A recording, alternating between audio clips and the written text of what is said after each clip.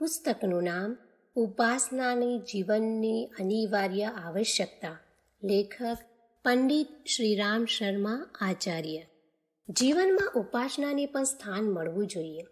આસ્તિકતાની માન્યતાને સ્થિર રાખવા માટે ઉપાસનાની અનિવાર્ય આવશ્યકતા છે. સ્થૂળ વસ્તુઓ દરેક પળે આંખો આગળ ઉપસ્થિત રહે છે અને તેનો અનુભવ ઇન્દ્રિયો દ્વારા વારંવાર થતો રહે છે. પરંતુ જે સૂક્ષ્મ છે, અદ્રશ્ય છે, તેનું જો વિશેષ રૂપથી સ્મરણ ચિંતન ન કરવામાં આવે તો તે ભૂલાઈ જશે. ઉપયોગમાં આવનારી વસ્તુઓ પણ જો વધારે દિવસ સુધી વ્યવહારમાં ન આવે તો આપણે તેને ભૂલી જઈએ છીએ. મનુષ્યનો સ્વભાવ જ ભૂલકણો છે. જો એવું ન હોત તો તેના મગજમાં જૂની એટલી સ્મૃતિઓ ભરાયેલી રહેતી કે નવી વાતોને સાંભળવા સમજવાની કોઈ ગુંજાઈશ જ ન રહે. ઈશ્વર પણ એક એવી અદ્રશ્ય સત્તા છે જેનો ન તો ઇન્દ્રિયો દ્વારા અનુભવ કરી શકાય છે અને ન સ્થૂળ આંખોથી જોઈ શકાય છે. આવી દશામાં સામાન્ય રીતે લોકો તેને ભૂલી જાય છે. કહેવા ખાતર તો બધા જ ઈશ્વરને જાણે માને છે અને તેના સંબંધમાં ઘણું વાંચે સાંભળે પણ છે. પરંતુ એ માન્યતા ઝાંખા પડછાયાની જેમ મસ્તકના કોઈ ખૂણામાં પડી રહે છે. આટલા માત્રથી આસ્તિકતાનો ઉદ્દેશ્ય પૂરો થઈ શકતો નથી.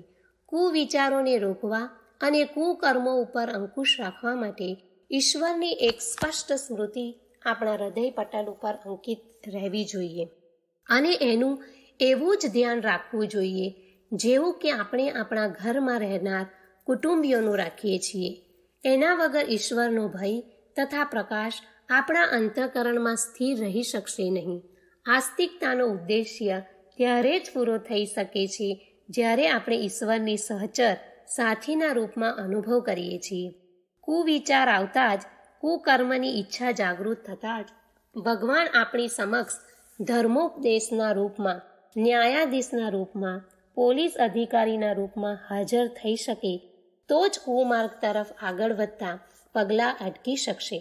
સન્માર્ગ ઉપર ચાલવાની પ્રબળ ઈચ્છા બને અને સામે આવેલી કઠિનાઈઓના કારણે મન આગળ વધારવામાં ખચવાટ અનુભવે ત્યારે ભગવાનનું સ્વરૂપ ઉત્સાહ વધારનાર, પ્રેરણા આપનાર તથા સમર્થન કરનાર સાથીના રૂપમાં સામે આવવું જોઈએ. હિંમત વધારનારો કોઈ ઉત્સાહી વ્યક્તિ સાથે હોય તો મનુષ્ય ઘણું બધું કરી શકે છે. જો સન્માર્ગમાં આવતી કઠિનાઈઓ હિંમતથી સામનો કરી આગળ વધવાનું પ્રોત્સાહન ભગવાન તરફથી મળે તો મનુષ્ય શું ન કરી શકે? પરમાત્માનું મૂર્તિમાન રૂપ આપણી આંખો સામે વિચરતું રહે, એ અદ્રશ્ય સત્તા આંખો સામે સાકાર રૂપમાં દેખાય તો જ અધર્મનો ત્યાગ કરી ધર્મને દ્રઢતાપૂર્વક પકડવો સંભવ છે. અદ્રશ્ય પરમાત્માને દૃશ્ય રૂપમાં સાથી અને સહચરના રૂપમાં અનુભવ કરતા રહેવાનું મહાન કાર્ય ઉપાસના દ્વારા પૂરું થઈ શકે એમ છે. જપ, ધ્યાન, પૂજન, અર્ચન વગેરેના વિધાનો એટલા માટે બનાવવામાં આવ્યા છે કે તે આધાર પર મનુષ્ય પરમાત્માનો મનોયોગપૂર્વક વારંવાર સ્મરણ કરે અને તે સ્મૃતિના આધાર ઉપર પ્રભુને પોતાના નિકટવર્તી સંબંધી, કુટુંબી, સાથી તથા સહચરના રૂપમાં હાજર રહેતો સદા અનુભવ કરતો રહે. પૂજા દ્વારા આ જ મનોવૈજ્ઞાનિક જરૂરિયાત પૂરી થઈ શકે છે. વારંવાર સ્મરણ કરવાથી બે વિખૂટા પડેલા મન પોતાના પ્રિયને વધારે ને વધારે નજીક અનુભવ કરી શકે છે. તો એવું કોઈ કારણ નથી કે પરમાત્માનું સ્મરણ કરી આવો અનુભવ ન કરી શકાય. જો આપણે પરમાત્માને વધારે ને વધારે નજીક અનુભવ કરી શકીએ તો આપણે નિર્ભય, નિશ્ચિત, આશાવાદી અને ઉત્સાહી રહીશું. સાથે જ પાપોથી બચી શકીશું. જેની સાથે પરમાત્મા જેવી શક્તિ છે તેને ડર કોનો? એની ચિંતા, ભય, શોક, નિરાશા કેમ સતાવે? તેને પોતાનું ભવિષ્ય ઉજ્જવળ અને ભાગ્ય પ્રકાશપૂર્ણ કેમ ન દેખાય? આવા વ્યક્તિ ખરાબ પરિસ્થિતિઓને ક્ષણિક તથા પોતાના સુધાર માટે પડેલી ધીમી ઢોલ સમજીને સદા પ્રફુલ્લિત, સંતુષ્ટ તથા આનંદિત રહી શકે છે. જ્યારે પરમાત્મા સત્ય છે, શિવ છે, સુંદર છે તો તેના ઉપાસકનું સ્વરૂપ એવું કેમ ના હોય? પરમાત્મા સમસ્ત સત્પ્રવૃત્તિઓનું તથા અનંત શક્તિઓનું કેન્દ્ર છે. જીવ અંતમાં વિભુ બનવા માંગતો હોય તો તેને પોતાની સામે એક આદર્શ મૂકવો પડશે. મોટી મોટી ઇમારતો બનાવનારા એન્જિનિયર સૌથી પહેલાં તેનો નકશો યા મોડલ બનાવે છે અને તે આધારે પોતાનું નિર્માણ કાર્ય શરૂ કરે છે. આપણે આગળ વધવું હોય, આત્માને પરમાત્માના રૂપમાં, માનવને મહામાનવ, વિશ્વ માનવના રૂપમાં બદલવો હોય તો તેના માટે સામે કોઈ નકશો યા મોડલ હોવું જરૂરી છે. સત ચિત આનંદ સ્વરૂપ પરમાત્મા આવો જ આધાર છે જેને ધ્યાનમાં રાખી પોતાની પ્રગતિનો કાર્યક્રમ તૈયાર કરી શકીએ છીએ. કહેવામાં આવે છે કે નાની કંસારીને પકડીને પોતાના ઘરમાં લઈ જાય છે.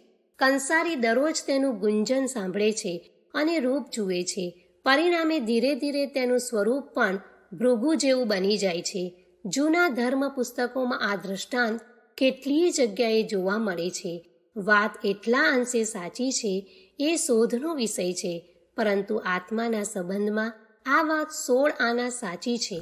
પરમાત્માનું સાચા મનથી જેટલું વધારે ચિંતન કરવામાં આવશે, વ્યક્તિ એટલા જ પ્રમાણમાં પરમાત્માના રૂપમાં બદલતો જાય છે. કેટલાય લોકો સાધારણમાંથી અસાધારણ બનતા જોવા મળે છે. જીવનનું લક્ષ્ય આત્મોત્કર્ષ છે. તેની પૂર્તિ માટે પરમાત્માનું સ્મરણ, ચિંતન તથા ભજન પૂજન કરવું જરૂરી છે. ઈશ્વર ઉપાસનાથી મહાન આધ્યાત્મિક લાભ. પ્રાણીમાં પગ મૂકતાની સાથે જ તે ગરમ છે કે ઠંડુ તેની ખબર પડે છે.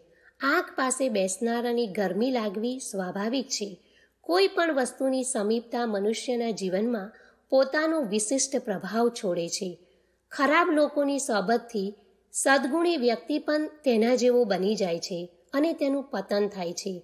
તેથી સંસારમાં દરેક લોકો સારા માણસોનો સંગ શોધે છે. ઈશ્વર ઉપાસનાનો અર્થ છે ઈશ્વરની પાસે બેસવું. જળ, અગ્નિ અથવા વાયુની સમીપતાની જે રીતે મનુષ્ય તુરંત તેના ગુણોનો પ્રભાવ અનુભવ કરે છે, તે રીતે પરમાત્માનું સાનિધ્ય પ્રાપ્ત થતાં જ જીવનો વિકાસ થવા લાગે છે. તેની શક્તિઓ ખીલવા લાગે છે. એ પ્રકાશમાં મનુષ્ય સ્વયંનું માર્ગદર્શન કરે છે. એટલું જ નહીં, અન્યને પણ સન્માર્ગની પ્રેરણા આપે છે. એક ઈશ્વર આરાધકની શક્તિ પ્રચંડ સમજવામાં આવે છે, કેમ કે તે સર્વશક્તિમાન જ્યોતિમાં અંતર્નિહિત થઈ પોતે પણ તેનો ઉત્તરાધિકાર અનુભવ કરવા લાગે છે. યજુર્વેદમાં આ સંબંધમાં પ્રકાશ પાડતા કહેવામાં આવ્યું છે કે સંપયાચ્છ ક્રમ્યા બ્રહ્મણ્યા વીર શુદ્ધમાપ્યા પવિધ્વમ કવિન મનીષી પરભુ સ્વયંભૂભૂર્યતાત્યોતમ યજ્ઞયાચોસ્પેતિભ્યમ સમાપ્યઃ. જે પરમાત્મા દેવ, તેજસ્વી, નિરંકાર, વર્ણરહિત, અલૌકિક, પાપરહિત, કવિ, મનીષી, સર્વવ્યાપી, સર્વશક્તિમાન છે, તે આપણને પણ આ શક્તિઓથી ઓતપ્રોત કરે. આ મંત્રમાં પરમાત્માની ઉપાસનાની પ્રાપ્ત થતા મહાન આધ્યાત્મિક લાભોને ઈશ્વરીય ગુણોના રૂપમાં બતાવવામાં આવ્યા છે. આ ગુણ અગ્નિની ઉષ્ણતા, જળની શીતળતા સમાન છે અને જે વ્યક્તિ તેની જેટલી વધારે નજીક જાય છે તેટલા જ પ્રમાણમાં આ ગુણો તેના જીવનમાં આવતા જાય છે અને અંતમાં તેમાં લીન થઈ જીવન ભાવ મુક્ત થઈ જાય છે. પરમાત્માને સુક્રમ અર્થાત પ્રકાશરૂપ કહેવામાં આવે છે. પ્રકાશ, તેજસ્વીતા, નિર્દોષતા તથા જ્ઞાનનું પ્રતીક છે. ઈશ્વર ઉપાસનાથી જીવાત્માનું ઉત્થાન આ જ કક્ષાથી શરૂ થાય છે. જ્યાં સુધી મનુષ્ય પોતાના જીવ ભાવમાં હતો ત્યાં સુધી તે અજ્ઞાનગ્રસ્ત હતો. તેને સંસારની વસ્તુ સ્થિતિનું બિલકુલ જ્ઞાન નહોતું.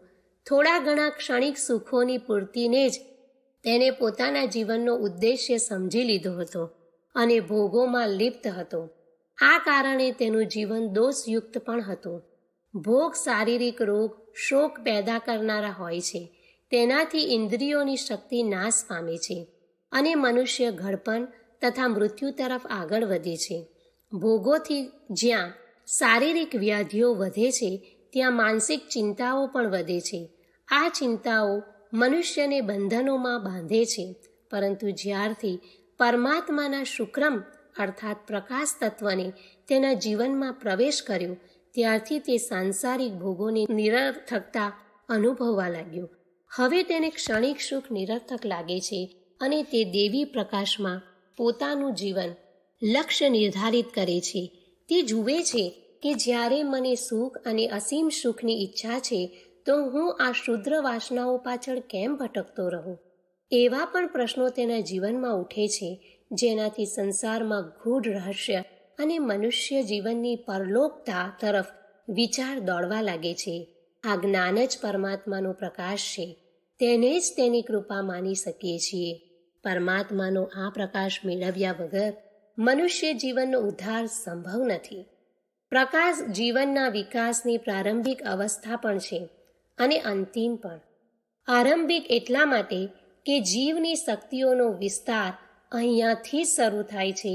આ જ્ઞાનના ઉદયથી સાથે જ મનુષ્ય અંતઃકરણમાં આત્મજ્ઞાનની તીવ્ર આકાંક્ષા જાગૃત થાય છે અને અંતમાં જીવન અને પ્રકાશમાં જ સમાધિ લઈ લે છે. આ પરમ લક્ષ્યની અંતિમ અવસ્થા પણ છે.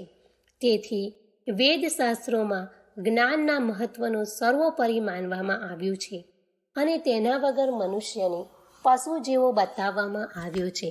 પરમાત્માનો બીજો ગુણ છે અકાયમ. તેને નિરાકાર છે. તેનું શરીર મનુષ્ય જેવું નથી, અર્થાત તે મનુષ્ય જેવું કાર્ય કરતો નથી. ઉપાસકના અંતઃકરણમાં આ ગુણ પણ બહુ જલ્દી પ્રગટ થાય છે, અર્થાત પરમાત્માનું જ્ઞાન તત્વ યા પ્રાણ તત્વ જ્યારે તેને ધારણ કર્યું, તો તેને સૌ પ્રથમ એ અનુભવ થયો કે અત્યાર સુધી જે શરીરને તે સંસારનું સુખ અને અહંકારની પૂર્તિનું પ્રમુખ સાધન સમજતો હતો, યા એમ કહીએ કે અત્યાર સુધી તે પોતાના શરીરને જ જીવન અને પ્રાણ સમજતો હતો, તે ખરેખર ભૂલ ભરેલું હતું. જે ઇન્દ્રિય લિપ્સાઓ અત્યાર સુધી તેને પરેશાન કરતી હતી, હવે તે સમજ્યો કે આ શારીરિક વિકૃતિઓથી તેને પરેશાન થવું જોઈએ નહીં. આ શરીર નાશવંત છે, પંચભૌતિક છે, ગમે ત્યારે નષ્ટ થઈ શકે છે. તેથી તેનો સદુપયોગ કરવો જ જોઈએ. આ ભાવનાઓના ઉદયથી સાથે જ તેને પ્રાણ તત્વ યા શરીરમાં પ્રતિષ્ઠિત ચેતનાનો અનુભવ થયો અને તેને વિચાર કર્યો કે પોતાના અદૃશ્ય શરીર પ્રાણ શરીરને મેળવવું જોઈએ. પ્રાણ શરીર નિરાકાર છે, જે ચિંતન અને વિચાર દ્વારા જ અનુભવી કરી શકાય છે. સૂક્ષ્મ ઇન્દ્રિયો જ તેને જાણી શકે છે. તેથી તેની મનોવૃત્તિઓ અંતર્મુખી થવા લાગી અને પોતાના નિરાકાર સ્વરૂપનું ચિંતન અને તેનું રહસ્ય જાણવાની ઈચ્છા કરવા લાગ્યો. પરમાત્મા અભ્રણમ છે, અર્થાત તેના ઉપર કોઈ પણ પ્રકારના ઘા પડતા નથી. ઘા મનુષ્યના શરીર ઉપર પડી શકે છે. શાસ્ત્રકારે બતાવ્યું છે, નૈનમ છિંદતી શસ્ત્રાણી નૈનમ દહતી પાવક, અર્થાત આત્માને શસ્ત્રો છેદી શકતા નથી, આગ તેને બાળી શકતી નથી. જ્યાં સુધી મનુષ્યમાં શરીર ભાવ હતો, ત્યાં સુધી સાંસારિક તાપ અને શારીરિક કષ્ટ તેને અપ્રિય લાગતા હતા અને દરેક ક્ષણે તે તેમનાથી છુટકારો મેળવવાનો જ પ્રયત્ન કરતો હતો. પરંતુ હવે તેને અનુભવ કર્યો કે શારીરિક લાલસાઓ અત્યારે પણ ઈશ્વર પ્રાપ્તિના માર્ગમાં બાધક છે. તેથી તેને ઉચ્છેદન કરવું જોઈએ. આ તપના અર્થમાં છે. તપને શારીરિક તિતિક્ષણા પણ કહે છે, અર્થાત જાણીબૂજી અને શરીરને કષ્ટ આપવામાં આવે છે, જેથી આત્મભાવ સ્પષ્ટ થવા લાગે અને જીવન ભાવથી મુક્તિ મેળવવા લાગે. શરીરને કષ્ટ આપનારું તાત્પર્ય એ નથી કે તેને ચપ્પા મારવામાં આવે યા બાળવામાં આવે, પરંતુ તે તિતિક્ષણાને બાળવાથી જેનાથી લૌકિક સુખની કામના મરી જાય છે. નિયમિત જીવન, સ્વચ્છતા, સફાઈ, જપ, પ્રાણાયામ, ઉપવાસ વગેરે તપ કહેવામાં આવે છે. તેનો ઉદ્દેશ્ય આત્માને તપાવવાનો છે અને તેને પરમાત્મામાં મળી જાય તેટલો શુદ્ધ અને તેજસ્વી બનાવવાનો છે. પરંતુ મનુષ્યની કેટલાય જન્મોની દમિત વાસનાઓ આટલી જલ્દી નષ્ટ થતી નથી. શરીર અને મનની આ સફાઈનું કામ કોઈ ગંદા નાળાના પાણી નાખી સાફ કરવા જેવું છે. સફાઈ કરતી વખતે કેટલાય દિવસોથી જામેલી ગંદકીની દુર્ગંધ એટલી ઝડપથી ફેલાય છે કે તે આજુબાજુમાં રહેનારાઓનું મગજ દુર્ગંધથી ખરાબ કરી નાખે છે. આત્મોત્થાનના જુદા જુદા સાધનો દ્વારા પણ શરીરમાં વાસનાનો અને અલૌકિક કામનાઓની એવી ગંધ પેદા થાય છે કે જે મનને ઢંઢોળી નાખે છે. થોડીવાર માટે મનને કાબૂમાં રાખવું કઠિન થઈ પડે છે. આ હલચલની પ્રક્રિયાને જ અગ્નિ દીક્ષા યા પ્રાણ દીક્ષા કહેવામાં આવે છે અને એ સ્થિતિને સંભાળવા માટે કોઈ યોગ્ય તથા અનુભવી માર્ગદર્શકની આવશ્યકતા બતાવવામાં આવી છે. પરમાત્માનો અશ્નાવિરામ ગુણ એ વાતનો બોધ કરાવે છે કે ઉપાસક પરમાત્માની પ્રાપ્તિ માટે જ્યારે પ્રયત્ન કરે તો તે શરીરની ચંચળતાને બધી રીતે રોકે. એમ કહી શકીએ છીએ કે પરમાત્મા તરફ અચળ ભાવનાથી પ્રતિષ્ઠિત થયેલ જીવાત્મા શારીરિક ચંચળતા યા મનોવિકારોથી પ્રભાવિત થતો નથી.